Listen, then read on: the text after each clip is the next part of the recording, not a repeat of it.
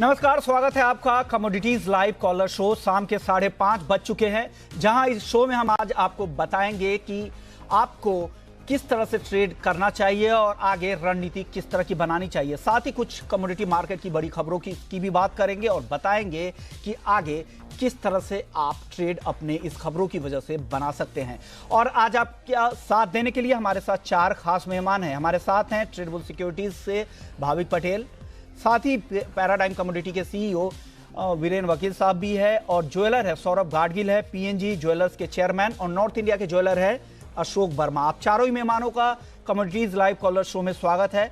और शुरुआत कर लेते हैं सोने और चांदी से, जहां दिन भर की जो तेजी थी वो धीरे धीरे और बढ़ रही है। खास करके सोना देखिए 51,200 रुपए के आसपास पहुंचता हुआ दिख रहा है। चांदी की बात करें तो चांदी में भी अच्छी तेजी है, करीब 400 रुपए की मजबूती फिलहाल चांदी में भी दिख रही है। यानी एक अच्छी मजबूती के साथ सोना और चांदी शाम के कारोबार में ट्रेड कर रहे हैं। लेकिन आपको इसमें कैसे ट्रेड बना सकते हैं और किस तरह का डिमांड आउटलुक है, सबसे पहले फिजिकल मार्केट का जायजा ले लेते हैं। बात करते हैं, सौरभ गाडगिल साहब हैं, पीएनजी ज्वेलर्स के चेयरमैन हैं। सौरभ जी बताइए, क्या किस तरह का डिमांड आउटलुक है अभी ज्वेलरी मार्केट का, फिजिकल मार्केट में खास करके? फिजिकल मार्केट में देखा तो डिमांड अच्छी निकली है जी। पिछले हफ्ते से देखा तो पिछले 10 दिन से भाव 50,000 के जो लेवल पे आए थे, वहां से एक अच्छी गिराई निकली है। ये गिराई की फेस्टिव सीजन, अभी दशहरा है, दिवाली है, उसको मन में रखते अभी शादियां का सीजन आ गया है, शादियां प्लान हो रही है, उसकी शॉपिंग, और एक लॉकडाउन अभी ओपन हो गया है, लोग बाहर निकलने लगे हैं, तो एक पूरा माहौल बना है। वो देखते अभी जेवरात में, लाइट वेट ज्वेलरी में, बुलियन में, हर इसमें अभी लोगों दिख रही है। मेरे हिसाब से अभी अगले 2-3 महीने तक ऐसा ही माहौल रहेगा, जहां लोगों का इसमें रुझाव रहेगा और एक अच्छी खरीदी पूरे इंडस्ट्री में दिखने को दिखेगी। ओके, अगर प्री कोविड लेवल से अगर तुलना करें, पीएनजी ज्वेलर्स की तरफ से आपकी आज जो डिमांड था, जिस तरह के बाइंग हो रही थी प्री कोविड लेवल पे जनवरी फरवरी के समय, क्या उस तरह का बाइंग लेवल अब आ गया है वापस, या अभी और वक्त लगेगा? मेरे हिसाब से लेवल अभी तक वो नहीं पूरा आया है। अब हमने देखा, क्वांटिटी में देखा तो अराउंड 85% तक हम लोग पहुंच गए प्री कोविड लेवल के। और अगर देखा वैल्यू में तो हम उससे आगे है, क्योंकि गोल्ड का रेट बढ़ा है, चांदी का रेट बढ़ा हुआ है। लेकिन ऐसी होप है कि दिवाली में, पिछली दिवाली से इस बार ज्यादा कारोबार होगा, दोनों क्वांटिटी में और वैल्यू टर्म्स में। तो एक अच्छा कॉन्फिडेंस दिख रहा है, और लोगों में जो अभी कॉन्फिडेंस बायर्स में जो है अभी खरीदी करने का, तो बड़े बड़े टिकट आइटम का तरफ, बुलियन इन्वेस्टमेंट में, तो अभी हर जगह पे एक कॉन्फिडेंस दिख रहा है। यानी गोल्ड मार्केट को लेकर जो एक्जुबरेंस है, लोगों की जो दिलचस्पी बढ़ी है, और भाव भी 5-6 हजार रुपए हैं जो रिसेंट जो हाई बनाया था गोल्ड ने, उसकी वजह से भी लोगों की दिलचस्पी बढ़ी है। और धीरे धीरे चीजें जो पटरी पर आ रही है, रिकवरी लौट रही है, उसका भी फायदा गोल्ड कीमतों को मिल रहा है। एक और नॉर्थ इंडिया के जाने माने ज्वेलर हैं अशोक वर्मा। अशोक वर्मा जी, नॉर्थ इंडिया का क्या हाल है, वहां की नब्ज बताइए, किस तरह से ग्राहकों का रिएक्शन आ रहा है? क्या अच्छी बाइंग अब धीरे धीरे लौट रही है क्या दशहरे के दौरान? सत्येंद्र जी, पहले तो नमस्कार आपको। नमस्कार सर। नवरात्रि की ढेर सारी शुभकामनाएं हमारे दर्शकों को और आपको भी। जी, आपको भी बहुत बहुत शुभकामनाएं। पहले तो जैसे पिछले भी आपने हमारा इंटरव्यू दिया था, तो मैंने कहा था कि इस बार दीपावली पे हम लोगों का ज्वेलरी मार्केट बहुत अच्छा होगा जी। लोगों का खरीदारी का कैपेसिटी बढ़ेगा, और मार्केट हमारा दोनों ही, गोल्ड हो या सिल्वर हो, दोनों में बहुत अच्छा होगा इस बार दीपावली पे। जी, तो अब तक किस तरह का रिस्पांस रहा है, और दिवाली तक क्या लग रहा है, दिवाली तक और बढ़ेंगे क्या? नहीं, हमने तो आपको पहले भी बताया था कि दीपावली तक हम लोगों की धारणा है थोड़ी बढ़ने की, जो कि धीरे धीरे उसके करीब आता जा रहा है। जी। और निश्चित तौर पे दीपावली पे थोड़ा सा मार्केट और टाइट रहेगा। जी, और अगर बाइंग के लिए अगर कुछ आप इस तरह से सुझाव अगर देना चाहेंगे, ज्वेलर्स के पास अगर कोई ज्वेलरी शॉपिंग के लिए जा रहे हैं, तो किस तरह की एहतियात बरतनी चाहिए, किस तरह से ज्वेलरी, एक प्योर गोल्ड खरीदने के लिए क्या आप सलाह देंगे, किस तरह की चीजें देखें सबसे पहले? नहीं, आप जो भी ज्वेलरी ले, उस पर हॉलमार्क किया हुआ हो, और चाहे वो 18 कैरेट का जेवर ले, या 22 कैरेट का ले, या 24 कैरेट का ले, जो भी आप ले उस पर हॉलमार्क देख करके ही ले, और उस पर कहीं से आपको कोई गलत नहीं हो सकता है, किसी के कहने में नहीं आए, और जो हॉलमार्क हो वही आप परचेज करें। जी, सौरभ गाडगिल जी आपके पास आते हैं। हॉलमार्क ज्वेलरी ये ओरिजिनल है कि नहीं? अगर कोई हॉलमार्क अगर नकली भी तो हो सकता है, तो इसकी पहचान कैसे करेंगे गाडगिल साहब? हॉलमार्क ज्वेलरी, अभी हॉलमार्क तो एक BIS ऑथराइज्ड है। अभी नकली जो लोग काम करते हैं, मेरे हिसाब से ग्राहक में एक चीज होनी चाहिए कि हर जो जेवरात खरीदते हैं उसके ऊपर हॉलमार्किंग है कि नहीं, वो ज्वेलर का स्टैंपिंग है कि नहीं, और उसका पूरा रिसीट, और रिसीट के ऊपर उसके पूरे डिटेल, प्योरिटी, ये सब चीजें होनी चाहिए। अगर ये सब चीजें साथ में ग्राहक के हैं तो ग्राहक पूरा सिक्योर है, और उसको आगे जाके भी अगर उसको बेचना पड़ा या कुछ नया बनवाना पड़ा तो उसके पास बिल होते हुए कोई चिंता की कारण नहीं है। ओके, यानी इन सब चीज़ों का अगर ध्यान रखेंगे, BIS का जो लोगो है ट्रायंगल का, वो लोगो देखे, किस साल में मैन्युफैक्चरिंग हुई है, साथ ही जो मैन्युफैक्चरर हैं उनकी डिटेल्स, यानी सब ये सब देखे, और कितने कैरेट का है, 22 कैरेट का है ज्वेलरी है, 22 कैरेट की ज्वेलरी है या 18 कैरेट की, तो 22 के 91.6, 916 यानी 91.6% उसमें शुद्ध सोना है। इन सब चीज़ों का आप ध्यान रखें। इसके अलावा और क्या सलाह देना चाहेंगे अगर कोई सोना खरीदने जा रहा है तो किस तरह की सावधानी बरतें? सौरभ जी। मेरे हिसाब से सोना खरीदते वक्त कोई अगर रेट कम ज्यादा कर रहा है तो आप मार्केट में रेट क्या चल रहा है पूछो, क्योंकि कोई भी व्यापारी घाटे में सौदा नहीं करेगा। तो अगर आपको लग रहा है कोई कुछ बड़ी ऑफर दे रहा है तो एक बार सोच के देखो, उससे डिटेल समझ लो और उसके बाद व्यवहार करो, क्योंकि मेरे हिसाब से हर एक व्यापारी को धंधा करना है, उसको नफा कमाना है। तो ये जो ऑफर आती है दिवाली समय में, कोई ऑफर होती है मिसलीडिंग, तो ये ऑफर के चलते वक्त उसमें उसका पूरा इन्वेस्टिगेशन करो। और दूसरा मेरे हिसाब से जो ज्वेलरी आपको लेनी है उसमें डिजाइन, उसकी कारीगरी, उसकी जो बनवाई है उसके तरफ ध्यान दो, और एक अच्छा ज्वेलरी पीस, क्योंकि दिवाली है, एक अच्छा समय है, एक अच्छा पीस आपके घर में आना चाहिए। तो आपके जो ज्वेलर है, फैमिली ज्वेलर है या जो भी ब्रांड है, उसके पास जाके पूरी बिल में सब चीजें देखने के बाद व्यवहार होना चाहिए। और मेरे हिसाब से बहुत से ज्वेलर ने, हमारे पास भी वो ऑफर है रेट प्रोटेक्शन प्लान, जो अभी सब लोग ऑफर कर रहे हैं कि जैसे अब आज बुकिंग किया आपने और आपने दिवाली के समय आप आए उसको खरीदने के लिए, अगर रेट बढ़ता है तो आपको बुकिंग का रेट मिलता है, और अगर रेट घटता है तो आपको वो घटा हुआ रेट मिलता है। जी जी। तो उसमें दोनों तरफ फायदा ग्राहक का है। तो ऐसे जो ऑफर चल रहे हैं इसका ग्राहक को फायदा उठाना चाहिए और एक दिवाली में अच्छी शॉपिंग करनी चाहिए। ओके, यानी इन सब बातों का ध्यान जरूर रखें आप जब भी गोल्ड शॉपिंग के लिए। साथ ही प्योरिटी के बारे में बता दिए क्या क्या किन किन बातों का आप ख्याल रख सकते हैं। शुक्रिया सौरभ गाडगिल जी और अशोक वर्मा जी अपनी जानकारी देने के लिए। चलिए अब बात कर लेते हैं कुछ फ्यूचर्स और ऑप्शंस मार्केट की कि गोल्ड और सिल्वर में जो तेजी आई है उसका फायदा एक ट्रेडर कैसे उठाए। बीरेंद्र सर, क्या करें इस मौजूदा करंट लेवल पर गोल्ड पर? सबसे पहले आप बताइए क्या करना चाहिए फ्यूचर्स ट्रेडर को। फिलहाल तो इस रेट पे तो मुझे बाइंग नहीं लग रही है, बट 50,800 के आसपास बार्गेन लेवल तो मैं जरूर बाई करूंगा, और इसका टारगेट 51,300 के आसपास का रहेगा। स्टॉप लॉस 50,500 का रहेगा। सिल्वर में अभी ट्रेड नहीं है। सिल्वर में सर ट्रेड अभी नहीं करना है। मेरे को इसकी वोलेटिलिटी नहीं अभी समझ आ रही है, और ये स्टिमुलस की जो अनसर्टेनिटी है और साथ ही इलेक्शन भी नजदीक है, तो मैं ऐसा सोच रहा हूँ कि थिंग्स थोड़ी क्लैरिटी आ जाए तो कोई अच्छा सा लंबा ट्रेड बनेगा। ओके, यानी जब क्लैरिटी आ जाए, सब कुछ साफ हो जाए, उसके बाद चांदी में ट्रेड करें। चांदी से भी दूर रहें, बीरेंद्र जी मानते हैं। अगर सोने में ट्रेड करना है तो यहां से 200-300 रुपए नीचे आने दीजिए, 50,800 का लेवल दिखे तब वहां पे बाइंग आप कर सकते हैं। फिर ऊपर के लेवल वापस से यही लेवल के आसपास आप देख सकते हैं, यानी बाई ऑन डिप्स की स्ट्रैटेजी बनानी चाहिए। भाविक जी, आप ऑप्शंस में बता दीजिए, क्योंकि गोल्ड अब इस लेवल पे है तो रिस्की लग रहा है। जो अपर बैंड है, जो हाल के दिनों का जो एक रेंज बनाया था, उस रेंज के अपर बैंड के आसपास ट्रेड कर रहा है। तो ऐसे में अगर तेजी बनाना है तो क्या ऑप्शंस बेहतर रणनीति होगी?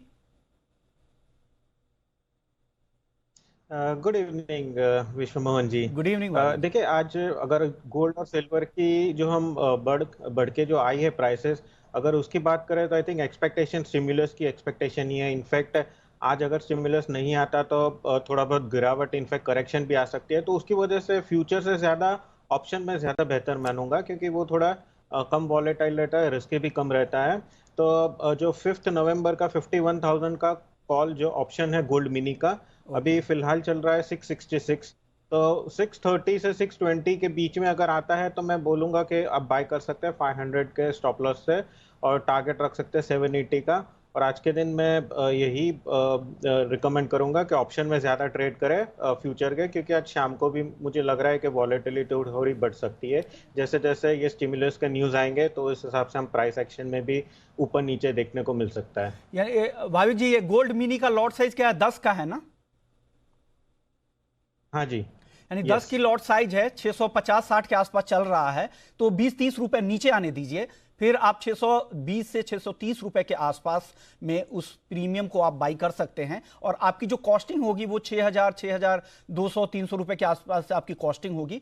और यहां से 780 के प्रीमियम का टारगेट भाविक जी का मानना है। 5 नवंबर की गोल्ड मिनी की ये कॉल है, तो आपके लिए रिस्क ही कम है। 6-7 हजार रुपए का रिस्क है और यहाँ पे 8 हजार रुपए तक ये बन सकता है पैसे, यानी 1,000-2 हजार रुपए की कमाई आपकी हो सकती है। एक कम रिस्क की ट्रेड है। अगर आप ऑप्शंस चुनते हैं, गोल्ड के ऑप्शन से जा सकते हैं, गोल्ड मिनी का ऑप्शन चुन सकते हैं।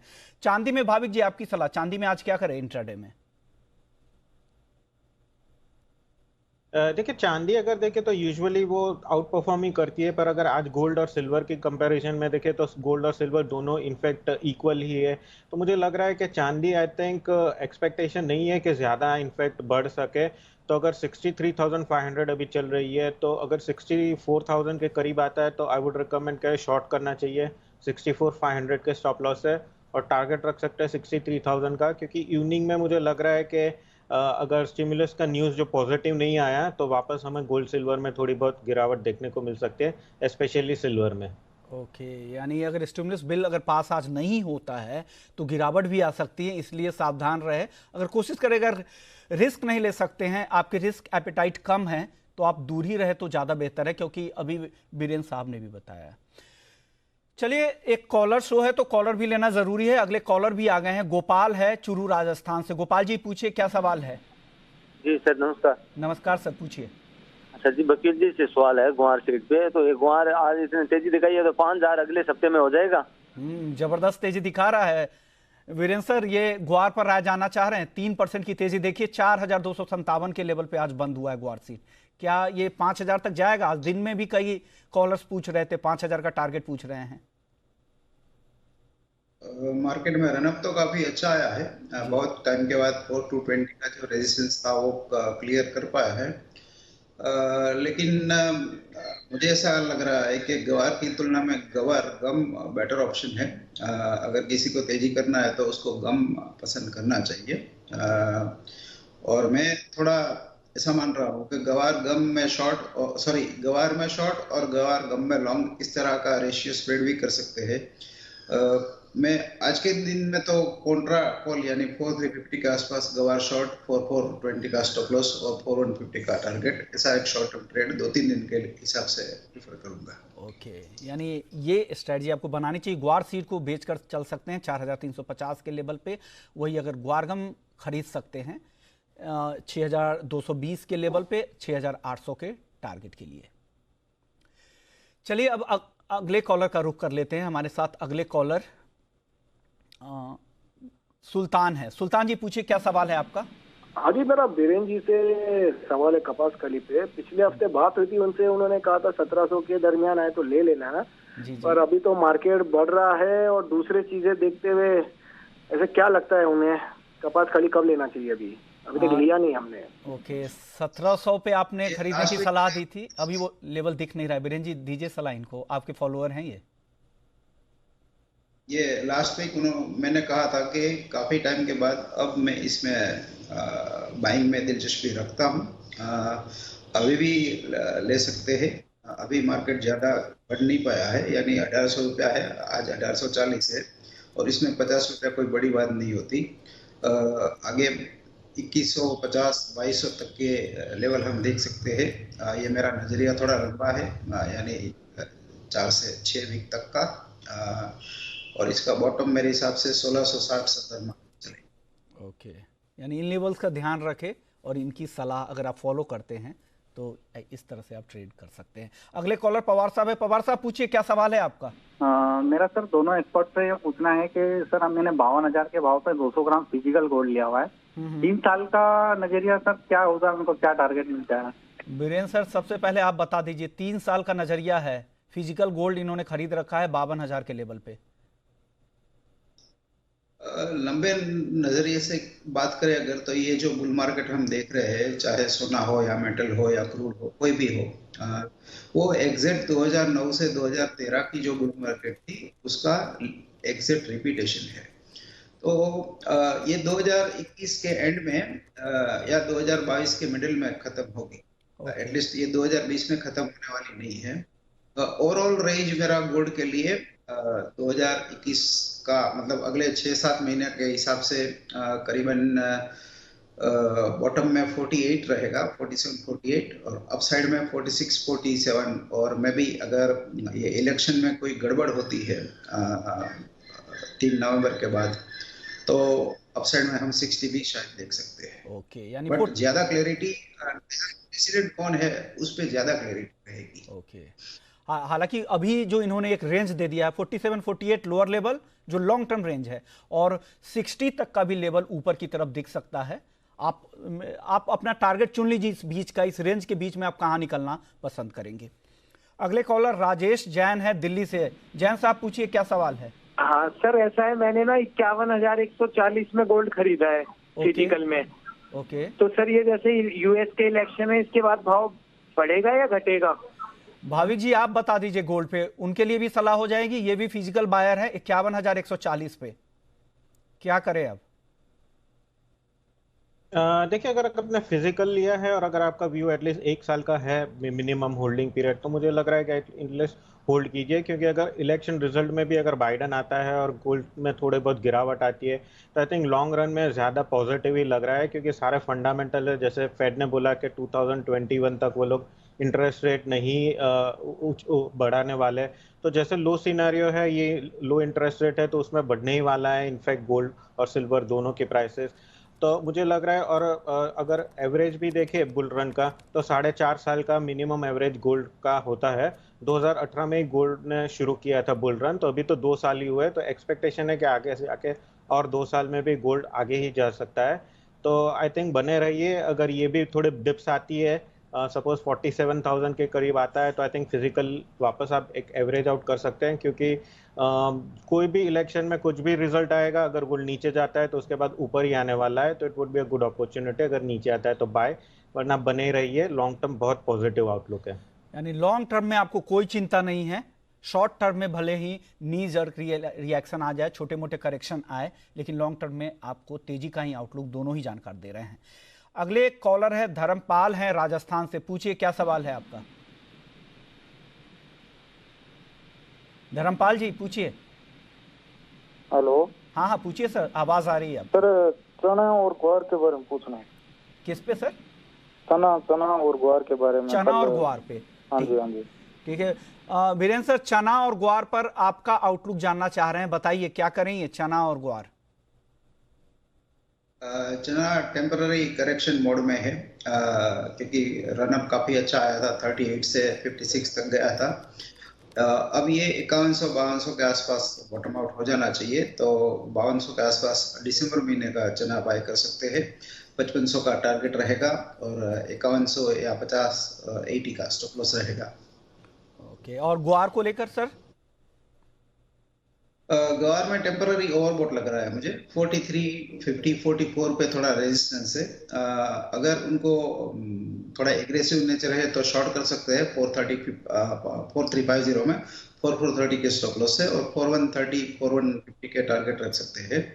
ग्वार में भी लॉन्ग टर्म व्यू मेरा बुलिश है, बट फिलहाल थोड़ा रनअप ज्यादा हो गया है, इसलिए मैंने टेम्पररी मंदी का ध्यान 2-3 दिन के लिए रखा है। ओके, पोजिशनल व्यू 2-3 दिनों के लिए अगर ट्रेड करना है, अगर ट्रेडर हैं तो आप शॉर्ट कर सकते हैं उछाल पर, और नहीं अगर लॉन्ग टर्म व्यू अभी भी बुलिश है। और वहीं चने में जो गिरावट आई है, और अगर गिरावट बढ़े तो आप खरीद कर चल सकते हैं 5500 रुपये के टारगेट के लिए। अगली कॉलर है निधि है अलीगढ़ से। निधि जी पूछिए, क्या सवाल है आपका? मैंने कॉपर शॉर्ट किया है 530 रुपये, तो अब मेरा लॉस हो गया है, तो आगे मैं करूं या ना करूं? ओके, भाविक जी ये 530 पे शॉर्ट कर दिया था, काफी लॉस हो रहा है, अब क्या करें? ये काट ले अपने पोजीशन या बने रहे, अभी नीचे आएगा कॉपर? देखिए, कॉपर ने एक महीने के बाद जो 532 से 515 की एक रेंज थी, वो इनफैक्ट आज ब्रेकआउट दिया है और अभी भी सस्टेन ही चल रहा है। तो मुझे लग रहा है कि इनफैक्ट कॉपर आगे जाके भी थोड़ा बढ़ने ही वाला है। तो आप आपकी पोजीशन निकाल लीजिए, क्योंकि दो फैक्टर्स है। एक तो जैसे जैसे इलेक्शन आ रही है तो चाइना जो है वो इनफैक्ट गोल्ड के बदले बेस मेटल्स एक्यूमुलेट कर रही है, तो उसकी वजह से प्राइसेस बढ़ रहे हैं, और दूसरा ये स्टिमुलस की वजह से भी सारे प्राइसेस बढ़ रहे हैं। तो मुझे लग रहा है कि अभी भी एटलीस्ट कॉपर 440 से 445 तक आ सकता है। आज इनफैक्ट ब्रेकआउट दिया है, तो शॉर्ट में ना बने रहे, आपकी पोजीशन निकल जाइए। यानी शॉर्ट की पोजीशन से निकल जाना ही बेहतर होगा, क्योंकि ये ब्रेकआउट भी दिया है, तो हो सकता है कि ये 540 545 तक भी कॉपर चला जाए। तो बेहतर है कि यहाँ पर लॉस बुक करके अपने लॉस को और भी ज़्यादा नहीं बढ़ाएं। अगले कॉलर है कैलाश चंद मोदी हैं सादुलपुर से। कैलाश जी, पूछिए, क्या सवाल है? नमस्कार सर। नमस्कार सर। मेरा भी सर कॉपर पे सवाल है। मैंने अभी 36 रुपए 90 पैसे में कॉपर प्लस किया है। ओके, आपने प्लस किया है, तो भाविक जी को तो लगता है कि और ऊपर जाएगा, 540 545 भी जा सकता है। बीरेंद्र सर, आप बता दीजिए कि कॉपर में क्या ये बाइंग करंट लेवल पे किया है, क्या सही है? जो डे ट्रेडर है उनके लिए सही है, और पोजिशनल ट्रेडर के लिए भी सही है, बट थोड़ा रिस्क मैनेजमेंट में थोड़ी सावधानी बरतनी होगी। ये इलेक्शन टाइम है, इसलिए फिलहाल इसकी रेंज में 528 से 542 या 44 की दे रहा हूँ। इवेंचुअली शायद ये 553 तक आ सकता है। ओके, यानी 553 तक भी आ सकता है। मतलब अगर आप ट्रेडर हैं, इंट्राडे पोजिशनल व्यू है 2-3 दिनों का, तो आप लॉन्ग पोजीशन में बने रह सकते हैं, आपको फायदा होगा। लेकिन स्टॉप लॉस जरूर लगा के रखें, क्योंकि बाजार काफी वॉलेटाइल भी हो जाता है, बहुत बार आपके नुकसान बढ़ सकते हैं। चलिए, अब वक्त हो गया है रैपिड फायर राउंड का।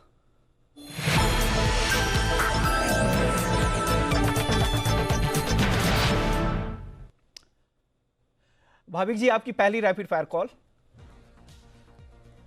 जी, गोल्ड मिनी ऑप्शन जो 5 नवंबर का 51,000 कॉल का है, वो मैं लॉन्ग करने की रिकमेंड करूंगा 780 के टारगेट से, और स्टॉप लॉस 500 का। ओके, बीरेंद्र सर, आपकी रैपिड फायर कॉल। मैं एल्यूमिनियम जो करंट ऑक्टोबर कॉन्ट्रैक्ट है वो बाइंग प्रेफर करूंगा। अगर डिक्स मिलती है 150 तक की तो 150 पे बाई, 154 का टारगेट रहेगा, स्टॉप लॉस 148 का रहेगा। भाविक जी, आपकी आखिरी रैपिड फायर कॉल। जी, कॉपर अक्टूबर है, वो अगर थोड़ी डिप में मिलती है 534, तो वहां से लॉन्ग कर सकते हैं 539 के टारगेट के लिए, स्टॉप लॉस रख सकते हैं 531 का। ओके, यानी कॉपर खरीदिए, एल्यूमिनियम खरीदिए और गोल्ड मिनी ऑप्शंस की कॉल खरीद सकते हैं। तो ये तो 3 रैपिड फायर की कॉल हुई। हम कमोडिटी कॉलर शो को यहीं समेटते हैं। आप दोनों ही मेहमानों का बहुत बहुत शुक्रिया अपनी तमाम राय और जानकारी दर्शकों को देने के लिए।